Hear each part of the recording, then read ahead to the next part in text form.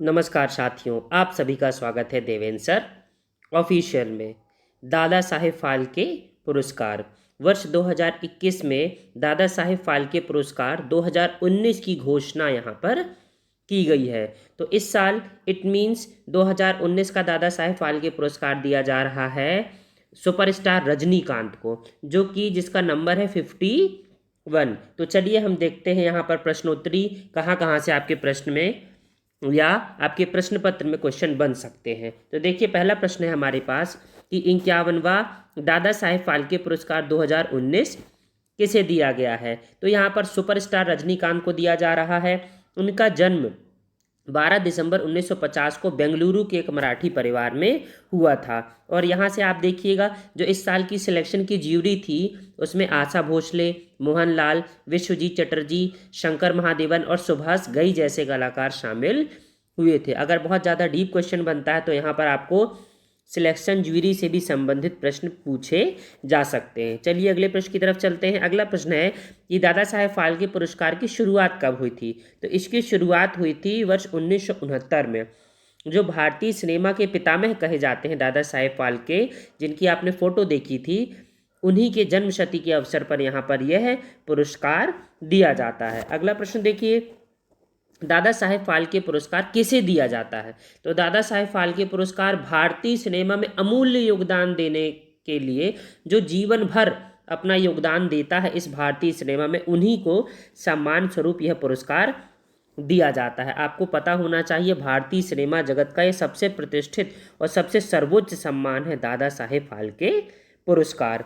अब देखिए, भारतीय सिनेमा में दिया जाने वाला सर्वोच्च पुरस्कार कौन सा है। तो ये मैंने अभी अभी आपको बता दिया कि दादा साहेब फाल्के पुरस्कार ही है सर्वोच्च पुरस्कार। अगला प्रश्न देखिए, सर्वप्रथम दादा साहेब फाल्के पुरस्कार के विजेता कौन रहे हैं।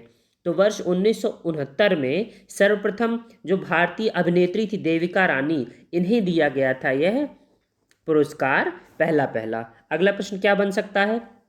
अगला प्रश्न बन सकता है कि दादा साहेब फाल्के पुरस्कार में कितनी राशि दी जाती है।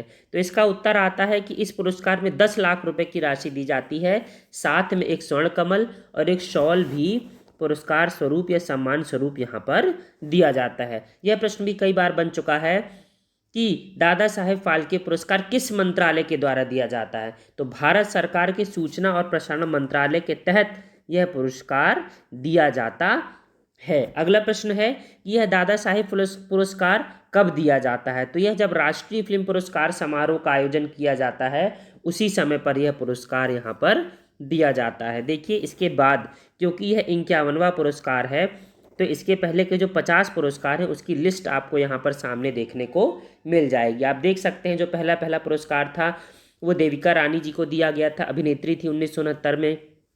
इसके बाद वीरेंद्रनाथ सरकार को दिया गया था। इसके बाद पहले मरणोपरांत जो पुरस्कार दिया गया था वो दिया गया था पृथ्वीराज कपूर को। फिर उसके बाद पंकज मल्लिक, रूबी मेयर्स, आप देख सकते हैं यहाँ पर बहुत पूरी की पूरी लिस्ट है।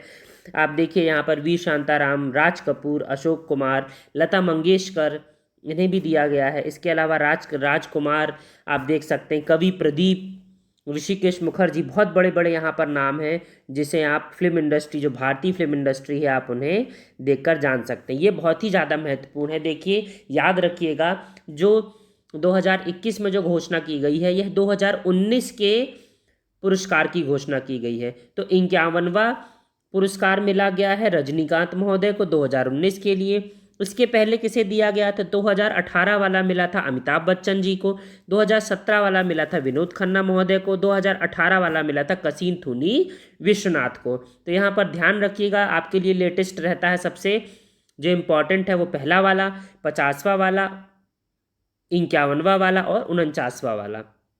तो यहाँ पर हमने लगभग सारे विषयों पर बात कर ली है।